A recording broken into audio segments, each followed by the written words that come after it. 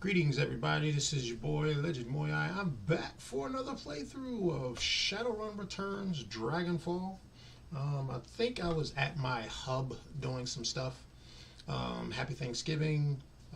It's been past, and I hope your Thanksgiving was great. Mine was great. Spent time with family. The one I created don't quite have a third, member of the family as of yet, but here's praying. Anyway, we're going to hop back up into this game, so let me just get everything set back up. Let's pop over and let's fire it up from Steam.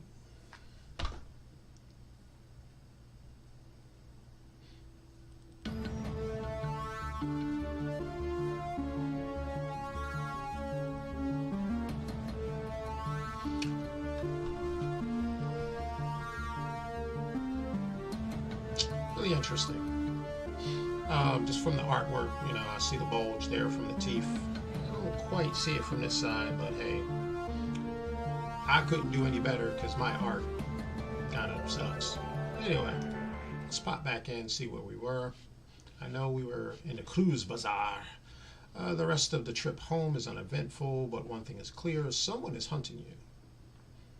This ambush was no chance gang warfare, but an organized attempt on your life. If Green Winters was right, then whomever killed him is now after you. The PDA that you retrieved from your attackers may hold some answers. It's time for you to return to your safe house and consult Paul Amso.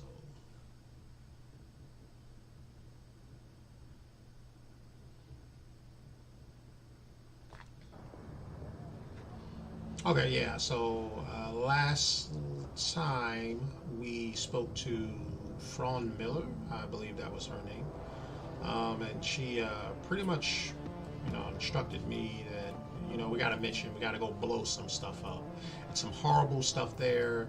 She don't even want to talk about it. It just needs to be destroyed. She's a corpse. She was a lovely looking elf lady, and she's paying us a handsome sum to blow up a building that she works in. Talk about going postal. I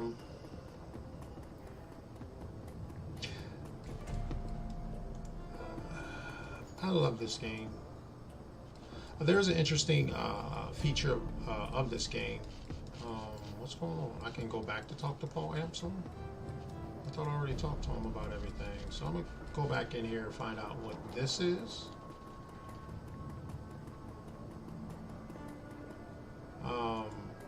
Well, the interesting feature of this game is that you can actually create your own campaign. I thought I already talked to Paul. So we're gonna come back to him, see what's going on. Welcome back, Plus Anchor. How did the meeting with Fran Muller go? I accepted the job. Any ideas how to tackle this? Yes, a few. Fran Miller has provided us with detailed information on the facility. I've vetted the information and it seems to hold up. Based on the intel, I have formulated what I believe will be an effective strategy to bring down the building. According to Miller's intel, the facility is extraordinarily well guarded. Whatever this bloodline project is, the Azzies have spared no expense to defend it. The facility is patrolled by Aztec Technologies' internal security personnel. On their own, they would pose a challenge, but I don't doubt. On their own, they would pose a challenge, but I don't doubt that you could brute force your way through them. Unfortunately, they will not be on their own. Aztec Technology has purchased one of the Knight Errant's more expensive security contracts as an additional line of defense. That's not good. I fought Knight Errants before. They don't scare me, so kicking in the front door is out then.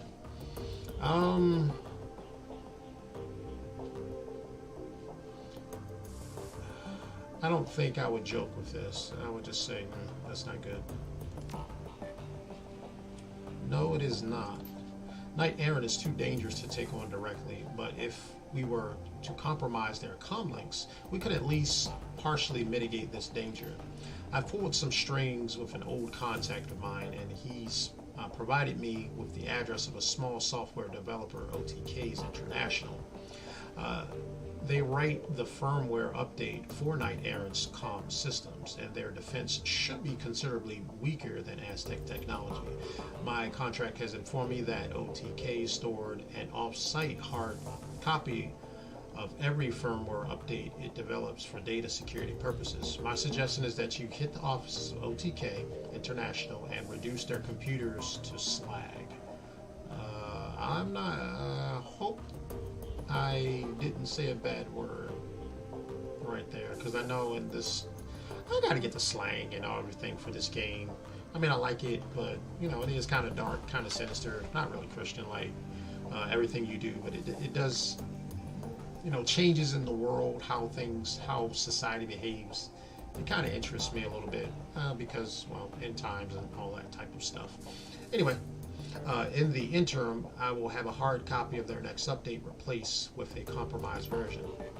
When OTK's next update goes live, our compromised version will be pushed out to Knight Errant. When you hit the Aztec technology, I will be able to track Knight Errant via their comm links. This should make the run much more manageable. Okay. He fishes in his pocket for something. A moment later, he produces a corporate ID with your face on it. This will get you through the front door of the office park that contains OTK's International. My contact was only able to provide me with one card, so you'll need to let the rest of your team in through a side door. All right, sounds like a plan. I'd rather just hit beginning to rethink this. All right, sounds like a plan. Hey, he's my man. Why doubt him now? Very good. OTK's offices aren't far from here. You should take the U-Bahn there when you're ready. Okay. So that's my, well, that is a next target. How much cash do I have? Only 3,000. So plus Anchor is a Decker and he is a mage. I wanted to make him a Technomancer, which means that he could access the digital technology using his magic. Unfortunately, that's not something you can do in the game. Unless, you know, I got good at coding and stuff like that and I could write in that type of design. It would be kind of weird. But I got 2 karma, so I return the data. Alright, so I'm gonna check my terminal. Actually, I'm gonna check my people, see if I can talk to them. I don't recall. Oh. I'm curious, Dietrich, why did you switch from fronting a band to running in the shadows? Honestly, working on the stage was getting boring, boss. Spitting and screaming at the world was fine and good when I was a kid, but it just didn't do anything for me anymore. The Dragon Slayer wanted me to fight a real enemy, so I left the band behind and I turned to the shadows. He shrugs. I don't know. Guess I figured that'll be the best way to find one. Considering current events, I'd say that you're not wrong about that. Yeah, I guess not. Feels kind of daunting, truth be told, but it's exciting, all the same. I've been looking for a worthy adversary for a while now. It's kind of satisfying having a white whale to chase. How long have you been looking for a real enemy, quote unquote? I'm not really going to do that because I want to progress the storyline with him. Not too long, ever since I took down the last one. The last one? Of course, I might be able to sit around feeling pleased with myself if I follow the Creator or the Moon Maiden, but the Dragon Slayer ain't that kind of idol. If I'm not drinking, I'm fighting, and if I'm not doing either of those things, I'm looking for a bigger, better fight to get in next time. Dietrich produces a flash from his jacket pocket and raises in salute. It's a remarkably simple code to live by. Get drunk, fight. Get drunk, fight. Get drunk, fight. Don't get drunk, don't fight. Look for someone to fight. It's debauchery. Who was the last one? Dietrich. When does this pattern end? Probably when he dies. I'm gonna ask who was the last one. Gang boss, a great big orc, fatherless child called the Wild Chewin'? Wilds Chewin'? I don't know. Led the local chapter of the Horde. I've had my sights set on them for a while. That hurt a lot of people, and I figured they'd pose a challenge. I wasn't wrong about that, but took them out in the end. Dietrich, when does this pattern end? Yeah, well, boss, the way I figured I'll end up, it'll end when I pick a fight that I can't win. He smiled sadly. Might be this one, might be the next. It's hard to top a great dragon. But that's the way the Dragon Slayer wants it. And who am I to refuse him? Abruptly, he turns away. Well, that's enough talk today, boss. Besides, you got other things to do, I'm sure. Yeah, I probably do. And that is a sad way to exist. Some people live like that. I mean, in a kind of sad way, he's kind of like a adolescent grown adult, chasing the same things when he did was a youth, and the only thing he did was switch one thing, and he's just still chasing it. No real purpose. Nothing he says really adds meaning to himself, and it doesn't add meaning to the rest of the world. But hey, it is what it is. Give me a second. I want to check something real quick. Be right back.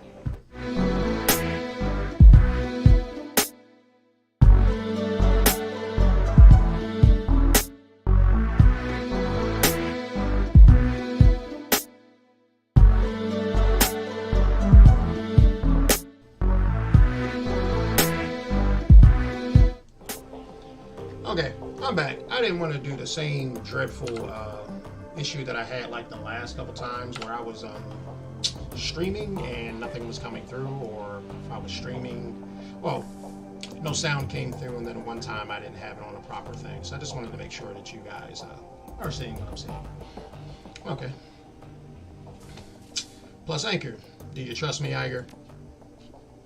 She pauses for a moment, considering. Finally, she nods. Yeah, I do. You've heard that much. I haven't always agreed with your decisions, Plus Anger, but you've proven your competence. It's only fair for me to acknowledge it. Tell me what happened with your team. That again? Why do you even care, Plus Anchor? Because it's pretty clear that if you had it your way, you'd still be with them. And a good leader places priority on knowing his team. It sounds like me. All right, I'll tell you. I suppose you deserve to know. What happened to us was Hoffman. He was a rookie. The kid of some big money corporate exec. He looked good on paper, and he made it through the KSK training, so he was technically qualified to join the team. But he was way too green to fit in with ours. Still, he wanted to be a hero, and his family had enough clout to get him an assignment of his choosing. I don't know how many strings Hoffman daddy had to pull to get him assigned to our team, but he pulled them. Hoffman became our 9th squad mate, despite Metzger's objections. Anyway, flash forward a few weeks, we're closing in on one of the Russian mob's major trafficking operation. They've been using a series of warehouses 50 miles from the border as a staging area for their convoys. Women and girls from Eastern Europe were being housed there. When the convoys came, they'd be crammed into cargo containers and hauled across the border into Germany. Go to any brothels along the border and have a look around. Chances you'll find at least a few girls who spent some time in those warehouses. Slovakians, Hungarians, Pole, you name it. The mob has been smuggling them over for decades. But we were in a position to derail their operation, and we weren't going to let our new addition slow us down. We hit them by surprise, and we hit them hard.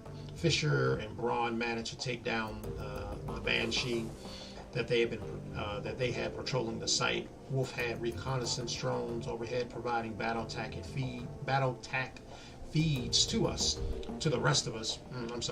And we picked off their gunmen one by one. They had numbers on us, but they didn't know where to hit us. We had eyes in the sky, and we had cover and concealment. Every time they thought they had a fix on us, we'd shift our positions and hit them again. They might as well have been fighting a ghost. Then Hoffman broke cover and gave away our position. After that, all heck broke loose.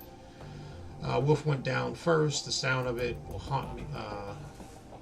The sound of it will haunt me for the rest of my days. An explosion, a choked scream, and then this long, drawn-out gargle sound. When he died, his drones went down with him, and there were too many hostiles to track without him. I'll spare you the gory details, Plus Anchor. Suffice to say that my team was wiped out. Iger's face clouds again. You see the tears begin to well in her eyes. I watch Metzger die. Huh. I mean, I know all women can cry, but you know, when you see them stone cold like this, it would take me by surprise. And you know, oh, she's crying. And sometimes a woman crying in front of a man can sometimes perplex him. My wife cries from time to time, and I mean, you talk about feeling powerless. It's like, I can't do anything to stop the tears, because usually it's never anything that I can do. With visible effort, she clamps down on her emotions and calms herself. When she speaks again, her voice is flat. I took 3 rounds myself, had to drag myself back across the Oder-Nessie line into Germany. I almost died. So that's the story. My KSK career died with the rest of my team. Our mission was illegal after all, off the books. There was no going back for me, so I wound up here. She looks you in the eye. Her tone is impassive. Did that tell you everything you wanted to know, fearless leader? Are you satisfied? Yes. Thank you, Iger. So tell me, what's your takeaway from my tale of woe? I figure that you got to have one. When Monica died, you blamed me because I was new to the team, but I'm not Hoffman, Iger. You're hung up on the past. If you want to survive in the shadows, you need to get over it. Doesn't matter what I think. What you think and how you act on it's what's important. I think she would say that's a cop-out. This is too easy. And this is too harsh. People's past, they actually do mold them. Even though it's molding them in the wrong way, it does mold them. So you got to be a little bit more tactful in telling them the truth, especially ladies. Sometimes they can't handle the truth directly. So I'm going to go with the sappy one. Boom. Yeah, she nods. I know that. And you're right, to a point. I might have judged you too harshly because of Hoffman, but everything else I said was justified. Giving you command of the team was a hasty decision made for the wrong reason. I stand by that assessment, but between then and now, I've been watching you like a hawk, and you've grown, Plus Anchor. You weren't the right choice to lead before. I still believe that, but you are now. Thanks, good talk. Till next time. Alright, so time to talk to Glory. Glory's pallid face lightens at your approach. A genuine smile spreads across her lips. Oh, wow. Plus Anchor, good to see you. All ready to tell me about the chrome you're sporting? Be patient, Plus Anchor. The explanation for that is coming. A look of unease flits across her face. I'm sure that I'm not sure you're going to like it, though.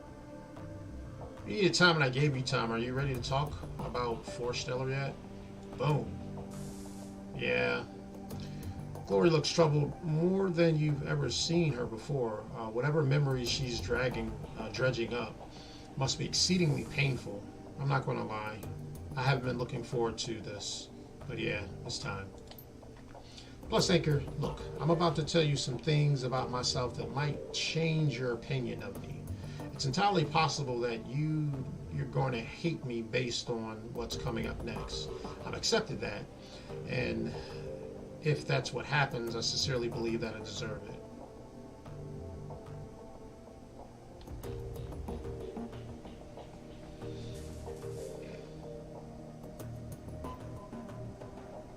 Okay, so my natural instinct and reaction when someone tells me I'm about to say something that's going to change my opinion of them is to say no, it won't. Because there's nothing much that a person can tell me about themselves that's going to change. We were all sinners one time. Well, some of us, we were sinners once. Others, we may still be sinners. So we all have that commonality. So there's not much. Yeah, a person's sin can be different from yours, but you know, sin is sin in the eyes of God. It all can send you to hell. So let's see what's going on. She looks into your eyes, her expression grim. So tell me, are you sure you want to keep pushing forward with this? This is important for you, Glory. After everything we've been through, I think we both know that whatever you have to tell me, I'm ready to listen. Spill it out already. This is clearly causing you pain. You know what? Let's back down. No, we're pressing forward. I want to know what's going on. Thanks, Plus Anchor. Thanks for being a friend. It's not hard to be a person's friend. You just gotta, you know, be prepared to deal with whatever drama they may have. Sometimes that can be good, sometimes that can't be bad. Or sometimes you're actually placed in that person's life to help them get through that drama. You know. Maybe they need your expertise, maybe they need your guidance. But for complex situations, you may want to seek God first. You just don't want to blurt off at the mouth. You may want to do a lot of listening. Slow to speak, slow to anger. I'm sorry, quick to listen, slow to speak, slow to anger. Oh man. Quick to listen, slow to speak, slow to anger. So when we left off last time, I've just moved in from the streets of Turbingen to the warm, inviting confines of Foresteller. Martyr and I were happily there for a while, and Harold embraced me as a long-lost daughter. I should probably take a moment to talk about Harold. He's going to be an important figure in this story. I don't know what his age was. He seemed old enough to be paternal, but young enough to hang with the kids on something like a peer level.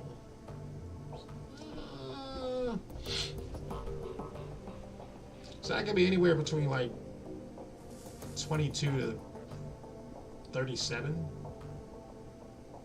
I mean, I'm 41. I still hang out with the kids. I mean, because I like kids.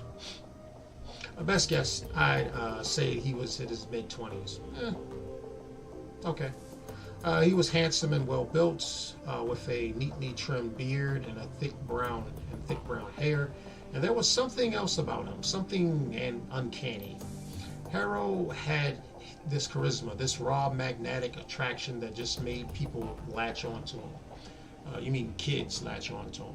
Because I don't think they're. Well, I'm jumping ahead. I don't think any adults besides him is in this.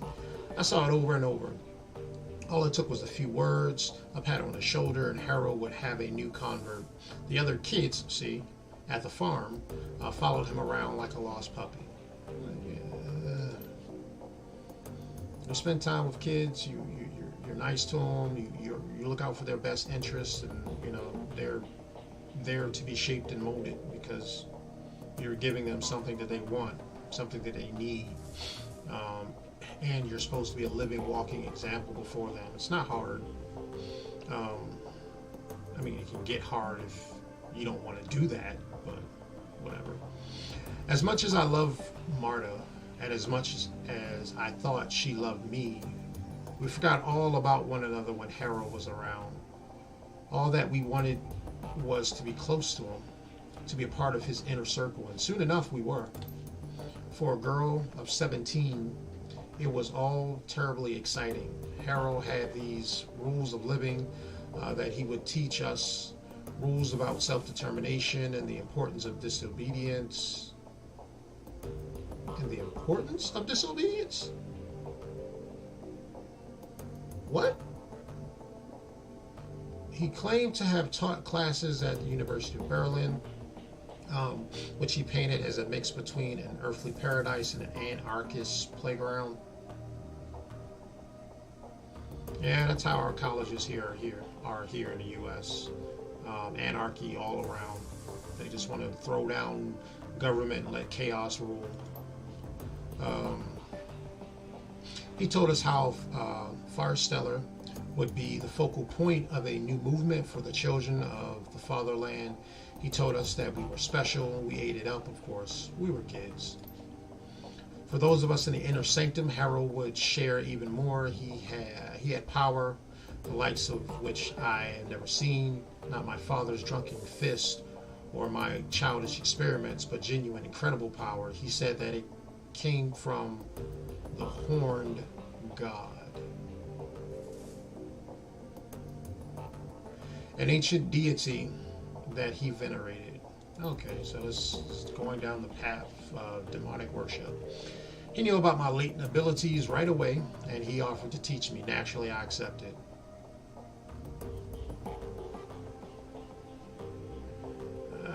Could go there. This Harold's beginning to sound like a cult leader.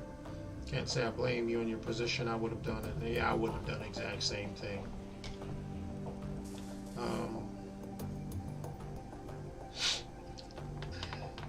I mean, I probably would have found a way to use my power.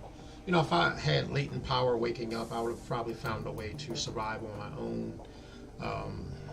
Probably conjuring up heat would probably be the most important thing.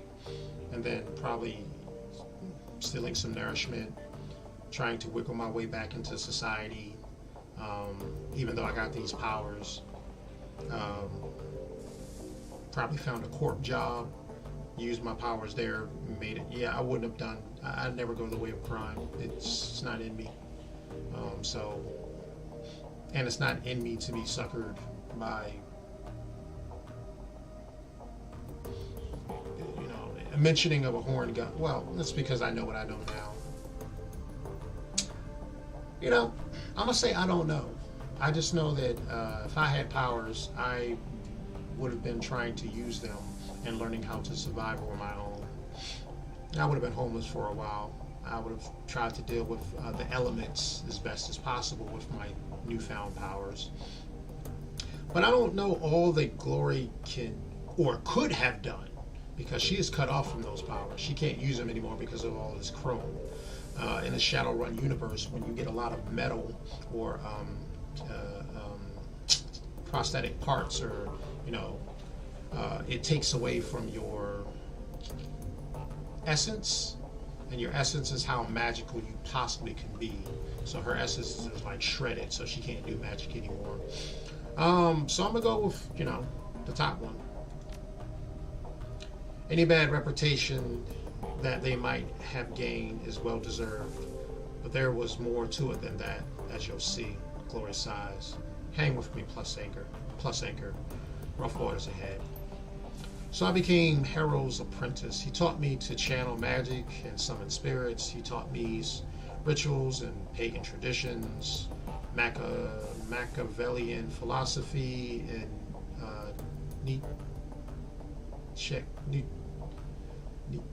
oh man, I always have a problem saying his name.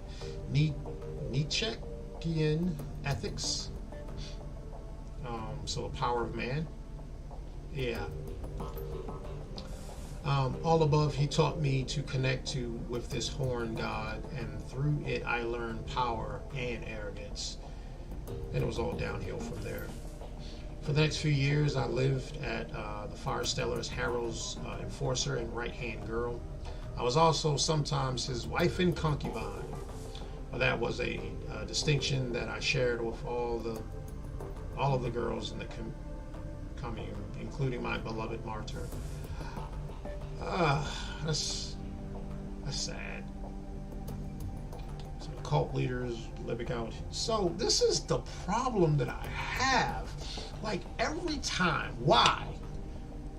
All writers, if there are writers looking at this, why do you always have to go with this with religion? Yes, we know that some religions, well, actually most religions do some horrible stuff. Actually, no, there are some good people within the religions. I mean, the philosophies could be all messed up, but there's good people within it, but you want to harp on the bad. Why? Is your mind too small to create a good story? Not with these so-called evil tendencies of religion? I challenge you. Use your mind. Stop doing these false tropes. Or I should say these played out, used tropes. Pretty much this is a symbolism, or is close to, what has gone on in history within the Catholic Church and some other denominations of Christianity and Buddhism and Hinduism and any other type of ancestral worship or whatever you want to have. However, the root, I can only speak for Christianity. The root of Christianity is nothing like this. If you're going to take care of orphans and widows, you're going to do that. You're not going to be a player while doing it. Use it as a sex playground. This is horrible. Anyway, I came to learn that she'd been on his long before she met me. But by that point, I didn't care. I embraced the rules of living. I was Harold's creature through and through. I didn't ask questions, and I walked the path that was in front of me. Other fun facts about those years: I learned cruelty. I had power now, and my new idol encouraged me to use it. Harold did the same. Any children who didn't pull their weight were subject to my tender mercies, and I was anything but tender. I took what I wanted rather than asking for it. I liked it. It was fun. Power drunk.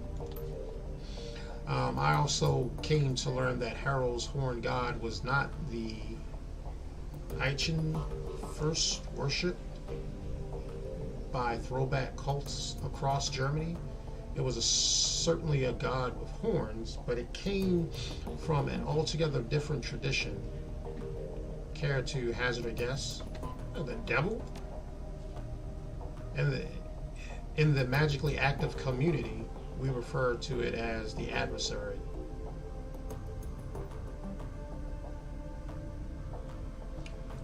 Okay, so you gave me a synonym.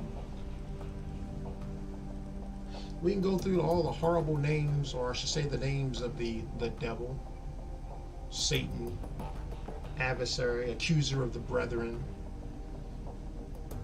father of lies, But yeah, same being more or less. It's not more or less, it is the same being. So my idol, the ancient deity that was feeding me my powers, was the antithesis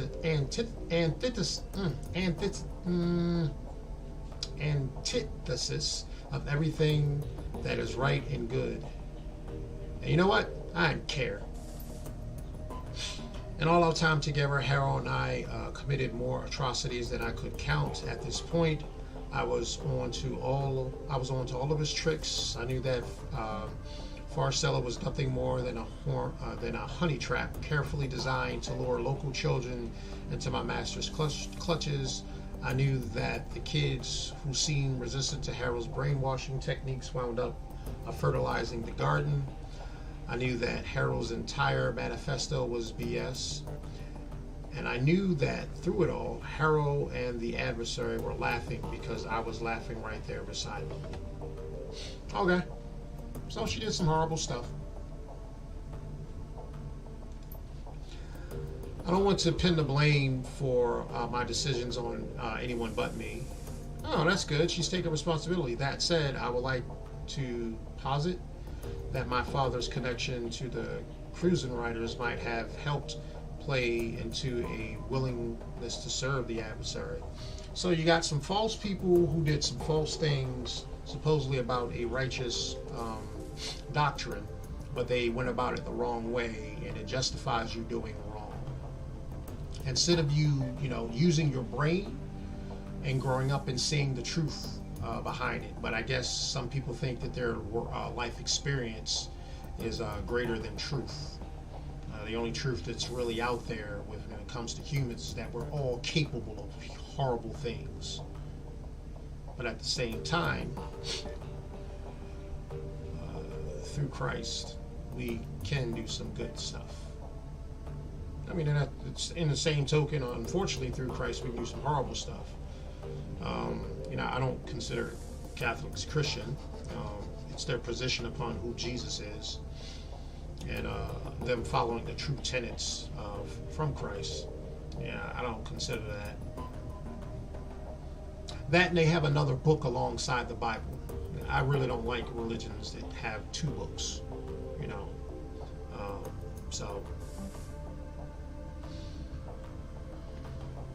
And the whole facade, like they are the they are the epitome of godliness and what is to be translated and what is to be understood by God. When God speaks to all people, not to say that there is not an order, but God hasn't set up one person in charge of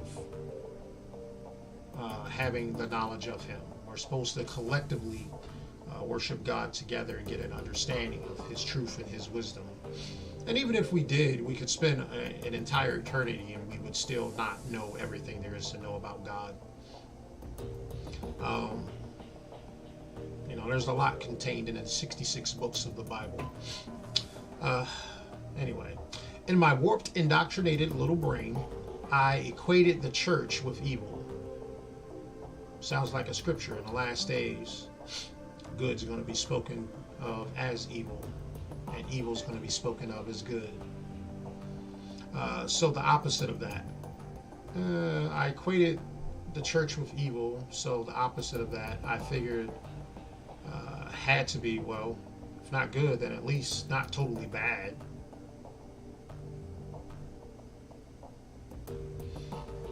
I mean, but some people do think like this, and it's sad.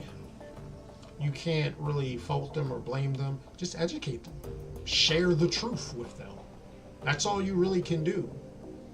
Once you sow those seeds of righteous truth, prayerfully, God will water it, and God will cause that truth to blossom in them, and they'll come to a better understanding of the situation. Because I was having this conversation with the wife just earlier today. In the book of Proverbs, it says if you live righteously, good things will happen. And then if you go right over to the next book, Ecclesiastes, it says bad things happen to good and bad people. So it doesn't matter if you're living completely righteous, bad stuff could still happen to you. As humans, we're trying to avoid the bad. God uses the bad to bring out good stuff in our life.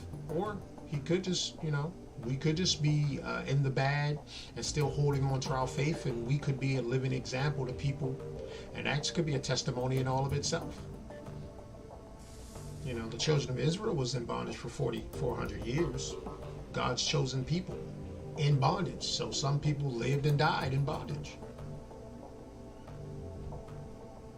Some people's lives are like that, unfortunately. Everyone will not get a quote-unquote happy ending, not in this life. However, if they're a believer upon the Lord Jesus Christ, then yeah, they got it. They got their happy ending. As soon as they die, they were in perfect peace before the Father. Don't worry, they'll come back. Anyway, but I was kidding myself, of course. My new deity was the very definition of bad. Serving it made me bad. End of story. That is correct. I can't excuse the choices that you made, but I can understand why. Go ahead and make your excuses. We all make our own choices in life. And when you choose to hurt innocent kids, my sympathy for you went right out the window. No. He was a catalyst. So this last one I can't say it was an adult in her life. We all do have a point of accountability. God has given us all a brain. Whether we know how to use it or not, sometimes kids not knowing can do some amazing things on the side of good, and other times they do it for bad. I will never like a villain, ever. I don't care. I'm not sympathetic towards them. And the reason why is because they're superheroes. There's supervillains and there's superheroes. Both have tragic stories, but the superhero chose righteousness. All right, so I'm gonna go with the first one because boom, it is what it is. I can understand why she made him. That's big of you, plus anchor. I genuinely mean that. Glory takes a moment to steel herself, then continues on. Anyway, one day Harold invited me on a field trip to Stuttgart.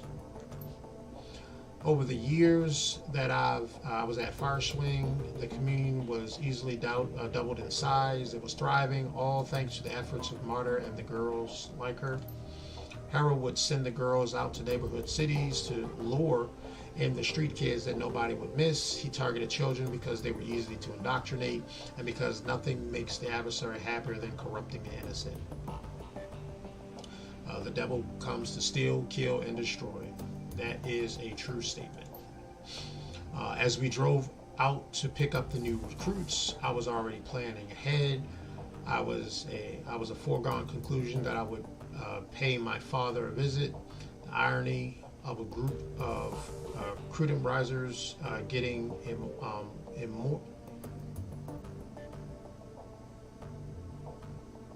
immolated by a genuine servant of the actual devil tickled me to no end. So when Harold stopped to fill up on diesel, I hopped out of the van, headed out to the foot of my parents' place. Harold wasn't overly concerned about my absence. I had long since reached the point where I could assert my autonomy, and he knew that I'd be back. I wound up at my folks' house something around noon. I could hear the adversary whispering in my ear, telling me what to do. I long since learned to listen to his voice. It always rewarded me with extra power. When I did his bidding, it told me to knock, so I did. As the door opened, I could feel a torrent of flames welling up in the astral plane all around me. It told me to channel them into the doorway and to my father, so I did. But of course, the person who opened the door wasn't my father, it was my mother. As I watched her flesh blacken and melt, as I heard her scream, I broke into hysterics. I heard the adversary laugh, and at that moment I realized it was laughing at me. Alright, so even though she's doing something wrong, the redemptive arc always tugs at my soul. A person is never far gone from redemption. They always can be redeemed. They could always be coming back because I serve a God of numerous chances. You know, sorry, Lord, I won't sin, and then you turn around and do that sin again. He is faithful. His word says he is faithful and just to forgive us of, if we confess our sins, he is faithful and just to forgive us of them and cleanse us from all unrighteousness. 1 John 1:9. So yeah, boom. I'm just going to tell her I'm sorry because I don't care, you know, what she's done in the past. We're here. I know her now. All of that brought her to this point. And I could be the point. I could be the conduit to bring about some type of redemption. So, yeah, I'm going to just tell her I'm genuinely sorry. Glory nods, a grim expression on her delicate face. It is a delicate face. She is very pretty. She just got dark, evil-looking eyes. Thanks. We're almost at the end now. Thanks for sticking with me. Hey, you started this ride. I ain't getting off. It was like a liver had been pulled all at once. The bubble popped. I wasn't a powerful servant of the adversary. I was not Harold's number one girl. I was a ridiculous little fool who willingly tied her soul to the worst thing in existence. Realizing all of this was one thing. Actually fixing it, something else entirely. I knew that I had to get away from Harold. That was the first thing to do. So I bit my lip and did the best to ignore the happy babble of the new recruits on the trip back to Firestellar, and I managed to get through the ride without screaming. Once we were back at the commune, I broke into Harold's safe, stole all the commune's resources, and ran. I don't know when Harold realized that I was what I'd done, or whether he even cared. All that I knew was that nobody came after me, so I kept running and running until I got to Berlin. Getting past the wall was fairly simple.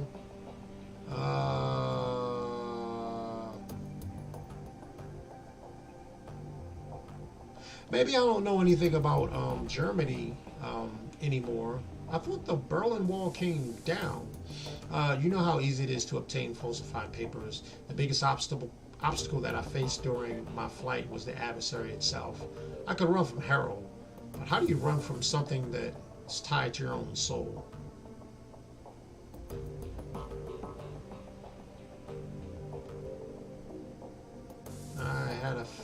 I had a feeling that I know. The haunting look in Gloria's eyes is heartbreaking. She gives you another curt, grim nod.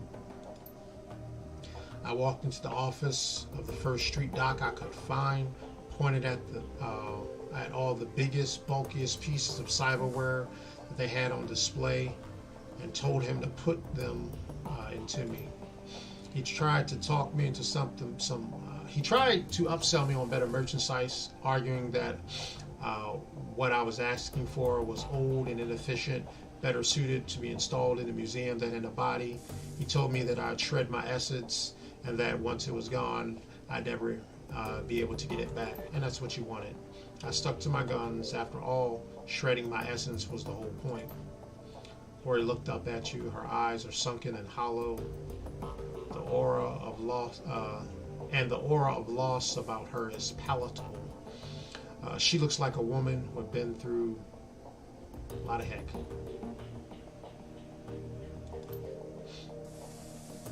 You know, with what they were just describing, I would think that her face would look more like Simi's, I guess the chip head, or as they want to call them, that's outside. That's all for now, Plus Anchor. You've heard the tale. You know why I am the way I am. You know the things I've done and how much I have to atone for. Unfortunately, atoning is not the atonement isn't something that we do. What Jesus did on the cross was the atonement. And now we just live for him. We don't live for him saying, oh, I need to pay back. We can't pay back what was done. Our sins against a holy and righteous God, it cannot be paid back. So that debt has to be paid for us. And once that debt is paid for us, there's not enough resources in the universe to pay God. Because one, he created it. How are you going to pay him with his stuff? What can you give a holy and righteous God who creates everything, who has created everything? What can you give him? That's why the gospel is such a great and powerful. That's why it's good news. It's because it shouldn't exist. It shouldn't be possible, but it is. That's all for now, Plus Anchor. You've heard the tale. I thought I clicked this. Yeah, but you can't atone, Glory.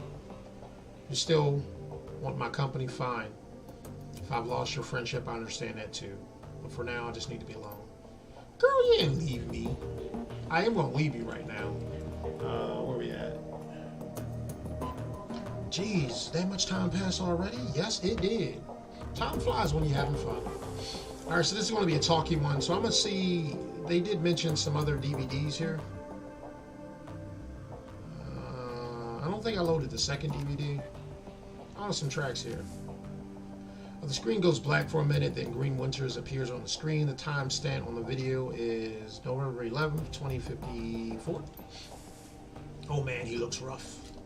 Alright, as I've said in my last recording, I've been having trouble finding hard facts on Firewing, so I thought I'd open things up a bit. Let's see what the rumor mill has to say. The screen jumps and Winters reappears in a different location. He is now clutching a mug of soy calf in both hands, and there are bags under his eyes. Oh my goodness, there looks like bags under his eyes. That's some good artwork. Well, that was enlightening, assuming that any of it was true, that is. So for the past 5 hours, I've been poking around some of the craziest fringe theories related to the dragon and the socks. As a reminder, the socks is an irradiated wasteland between France and Germany. It got zoned off back in 2008 after the Gatanum GAU reactor meltdown. Okay. Anyway, there are all kinds of rumors floating around about the place. I've heard stories about the walled city in there. Oh, walled city. Okay.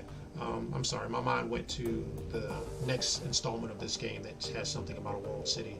Apologize. Stories about a walled city in there that operates on a survival of the fittest, killer be killed basis, sort of like nightmarish inversion of Berlin. All of the anarchy, but none of the stability of the F state that the F state provides. The radiation poisoning, cancer, and amount pollution are just the icing on the cake. So, when Adrian helped the Luftwaffe shoot Firewing down, she crashed into the socks. That much is well known. What isn't well known are all the modern day myths that arise from her about her sense. And tonight, I've heard an earful. I've chatted up a girl who claimed to be a ghost rat. That's a smuggler that operates in the socks. She told me about a dragon cult called the Disciples of the Fire, Cleansing Fire. Apparently these cultists worship... Did I read this? I think I might have read this, but I'm going to go through this one just to see. Apparently these cultists worship some sort of radioactive ghost dragon. Could be Firewing, or it could be nothing, but it's worth digging into all the same. Another thing that my little ghost rat told me, a popular rumor in the socks that Firewing's astral form was, I guess you would say, mutated by all of the background radiation. Some of the glow punks out there say that she shed her body like an old coat. Yeah, I think I did read this. Others say that she's trapped, doomed to languish in an intangible radioactive ghost. I don't know how much credence to give any of this. After all, I don't have any proof that my ghost rat is even a ghost rat. She might be, but then she could just be a run-of-the-mill glow punk.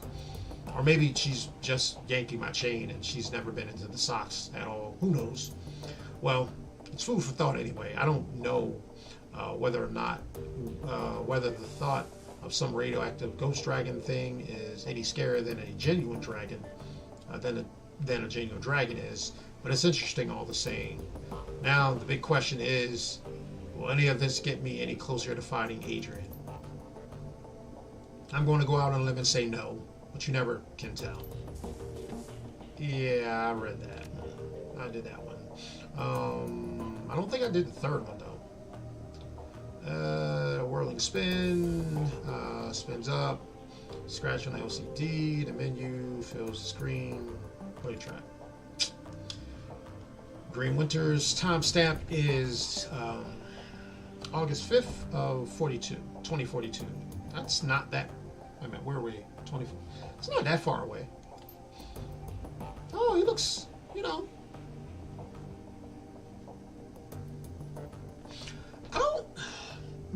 it's because I don't know that many German men. He kind of looks more Jewish than German. But then again, I don't really know. So I don't pay too many attention to European countries. I love the medieval lore that's in Europe. I have a friend that's German. She's African American, but yeah, kind of feel bad that I don't know. I can distinguish some other cultures, but a lot of European cultures and what they look like, I have no idea. Anyway, I was thinking about Adrian today, not as he was when he disappeared, not as the fabled dragon slayer or the big-time CEO of Dow Defense. I was thinking about when we were kids. Well, I was always more of a kid than he was, of course. He's 15 years older than me. In a way, he was more like a parent than a brother. Winters pauses. He gazes. His gaze drops to an invisible point on the table in front of him. So I was thinking about this time when we were on a holiday. Our parents took us out to the island of Pool to enjoy the beach.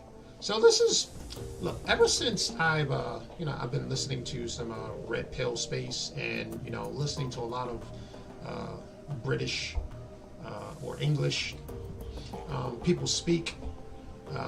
Holiday, vacation.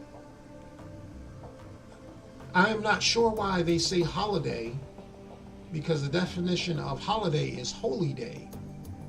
So it's just weird to hear that. I'm like, what day is holy that we're doing? That's where my mind goes when I hear it. Anyway, I must have been out I must have been about 5 years old. Adrian was 20. It'd be his last family vacation. See, why couldn't they use vacation with us? A year later, he began his meteoric rise to fame and fortune. But on this trip, he was my brother. And when I fell out on the little paddle boat that our parents rented and started sinking into the Baltic, he was the one who dove in to rescue me. You saved my life that day, Andrew. I love you forever for that. And I will find you. I owe you that much. Oh, okay. Did I touch 2 or 1? I don't know. Let's try it. This is a different day. Timestamp June 6 of 49. Found an old news article that mentions Adrian from way back in 2036. It was printed in a financial magazine called the Das Finanzwesen. One of those cheap print-based mags that they produce for the retro crowd. There aren't any clues in here, but it was good to see someone else acknowledge his existence. He clicks an off-screen button, and an image of Winters disappears, as replaced with a digital scan of the magazine page. Das Finanzwesen. SK Stockstuffen in Post Brian Drein, November 12th, 2036. In the aftermath of the Dragon Lawfree's hostile takeover of Seda Krupp's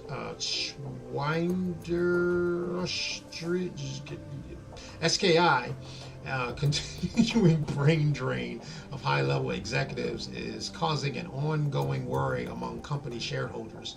The company's stocks took a major hit when Lawfree disposed former CEOs Wilhelmina Graf Benoit last August. 3 months later, long-held power positions within the SKI empire continued to empty as the Dragon consolidated his power base. The most recent casualties of Lawfree's takeover include Adrian Kalbashi, former CEO of Sater Munitions, Matshaus Donner, former treasury of Rune Datafax, and Weiner Harding, former CEO of Dow Defense. Harding stepped into the role to replace Dr. Adrian Vauclair, who disappeared under mysterious circumstances 2 years ago. A Winter's face winks back onto screen, so there you have it. That's what they had to say about Adrian a mere 2 years after his disappearance. My brother, the footnote. Okay. While this track doesn't load, it's clearly corrupted. The screen fills with meaningless streams of data text.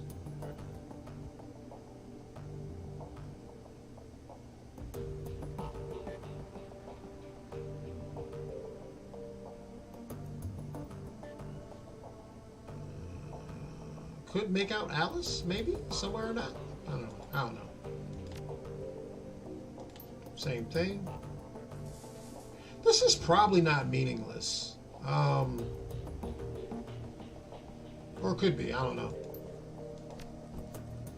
A rattling sound fills the air as the disc grinds into its tray. A few seconds later, the screen fills with text. Dr. Vauclair, September 10th of 2034.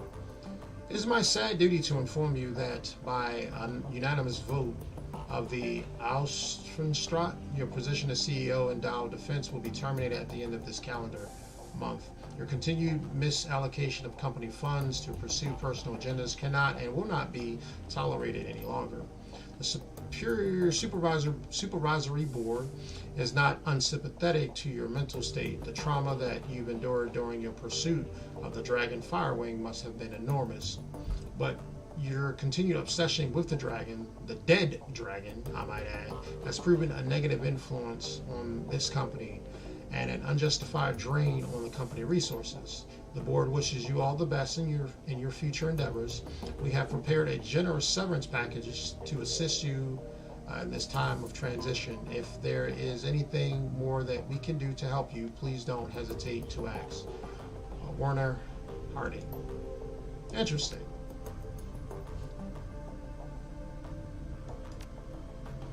Interesting. So it's a lot of lore in this one.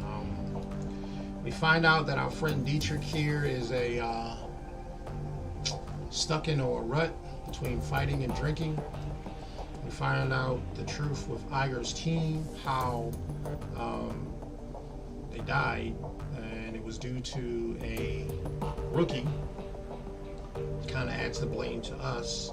We find out about the trauma of Glory. Very sad, very atypical of people who wants to talk about religion and these types of medias. They never talk about the good that it does to people's lives. They don't want to talk about how when Christianity spread all countries, women oppression went down, technology went forth, and people's lives of comfort escalated because in searching for God and the truth of God, science and technology blooms because we want the truth, and that progresses society. No one wants to really talk about that. They want to talk about the small amount of people who use their power to do wrong. They could say the same thing about monarchs.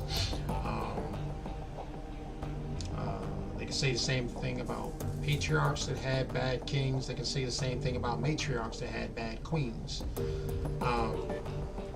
So, yeah. Anyway,